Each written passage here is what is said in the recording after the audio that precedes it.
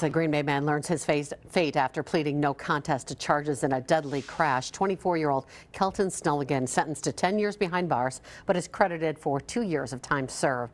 According to court documents, Snelligan was under the influence and driving at a high rate of speed when he crashed into a vehicle driven by Luis Rios Alvarado, who was turning left onto Allouez Avenue. Rios Alvarado, along with a passenger in Snelligan's vehicle, Trevor Herman, died in that crash.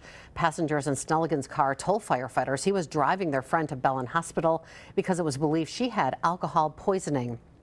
Today in court, the judge taking that into account, saying the intent is important as Snelligan did not intend to kill someone. Snelligan will also serve 10 years extended supervision.